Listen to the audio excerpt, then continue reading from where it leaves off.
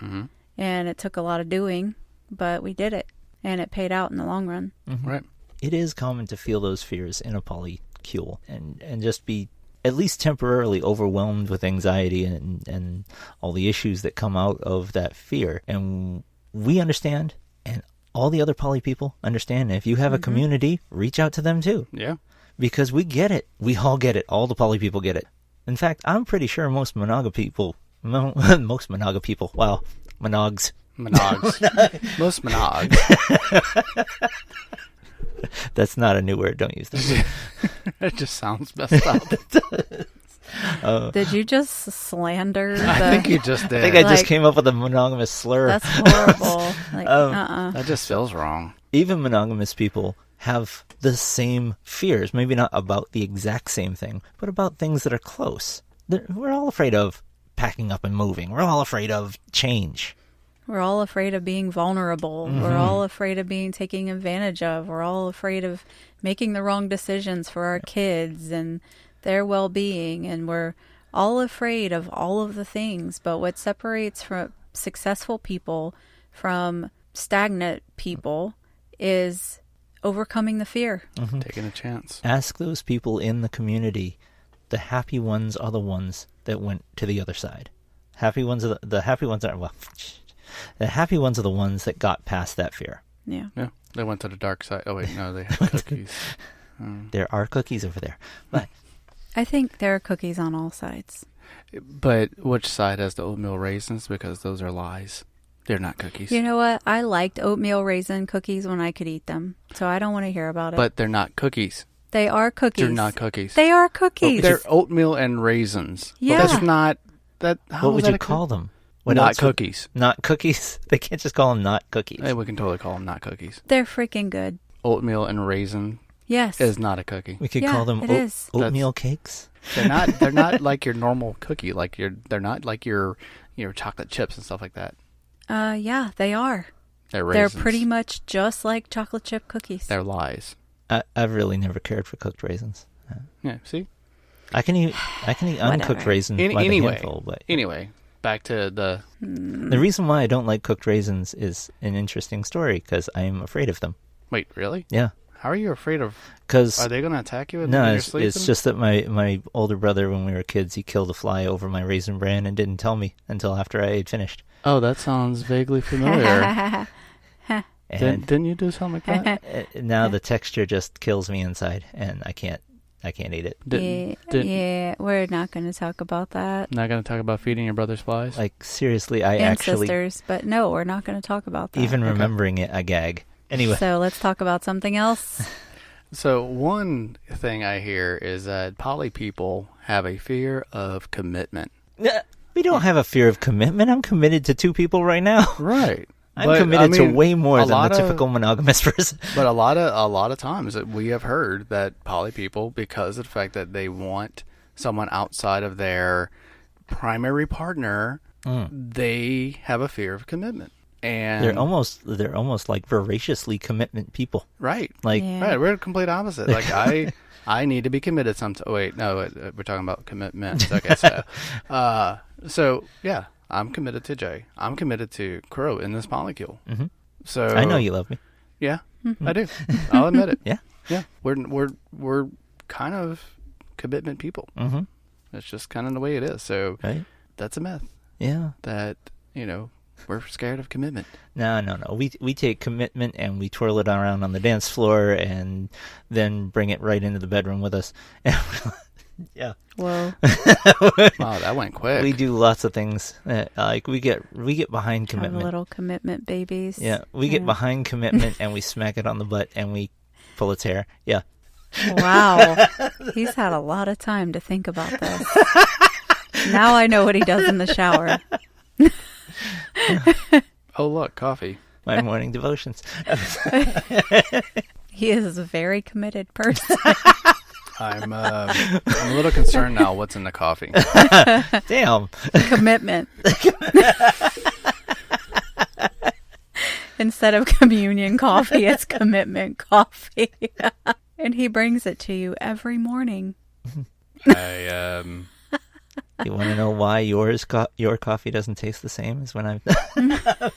Oh. So speaking of fear, I think Xana scarred.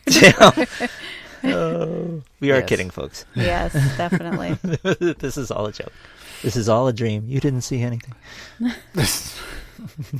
We flashy buttoned them. what?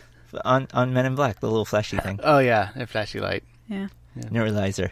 Yeah. Oh my goodness. Well, So, yeah, this was really straight and to the point. So, yeah. I mean, it's one of those things that, like we said, everything you want lies on the other side of fear. Mm-hmm. And we understand that when it comes to fear, just doesn't cover it. Yeah. Don't be scared. We know it's hard. We know that you're gonna be scared. It's hard. It's stiff. Yeah. And sometimes there's a reason to be scared. Yeah. Well, Sometimes there's a reason that you're, being... Jesus. We're true. Oh, my God. Well, what just happened? It's hard and stiff is Yes. what he said. and then being Yeah. scared of it. Yeah. Scared stiff. Sometimes sometimes there's reasons to be scared and things that you should take into account. And, just think about it though. Mm-hmm. Like, what's the worst thing that could happen? That could actually happen? Like, I mean, right now we could be shaking in our shoes because we're afraid a meteor is going to smash into our house. That is something that could happen, right? But am I going to be scared shitless over it? And, no, because it's senseless. What are the chances of that actually happening? So just find where your fear is based, see if you can work on it and overcome it, and then do the thing. Yeah. Overcome it. Do it. Do Just the damn do it. thing. Yeah. Do the damn thing. Do I like the that. damn thing. Yeah. And not all fear is unfounded. Oh no. Like my father was a cowboy, and he used to say, I guess he still says that you learn nothing new from the second kick of the horse. Yeah. So sometimes caution is advisable. Right. Oh, You it go totally into is. different situations. It's taking an educated leap. It's basically what it comes down to. Hedge your bets. Do your research. Pull a J. Do a J. And if you're afraid and you end up doing the thing and it ends up failing, don't just never get back up and try. Don't just completely stop. Take away the bits that you need. Like Crow was saying, if you get kicked by a horse once, learn what not to do so doesn't happen again. And that's pretty much it. Yeah, Your fear otherwise, of getting kicked by said horse leads you to not stand behind said horse. if we wouldn't have continued in poly, Jay and I wouldn't have the strong relationship we have now. And if we wouldn't have done all, gotten past the fear of everything else, we would never met Crow. We would never have the kids that we have now. Yeah. So there are benefits to taking that leap. Mm-hmm. Lots of them. And that's the thing, is you had a bad experience right away. And it's hard to learn to trust after that. And the fear is very real. And it comes up at you because your last experience wasn't good. But if you hadn't taken that chance, and it all comes down to that, and it all comes down to... It basically all comes down to you just getting up, looking that fear in the face and being like, fuck you, fear. A throat punch. Fuck you. Or a forehead punch. Wasn't that forehead. what you... No, it wouldn't be a forehead punch. It'd be a throat punch because you got to get past fear. Stab it in the neck with a pencil after you punch it.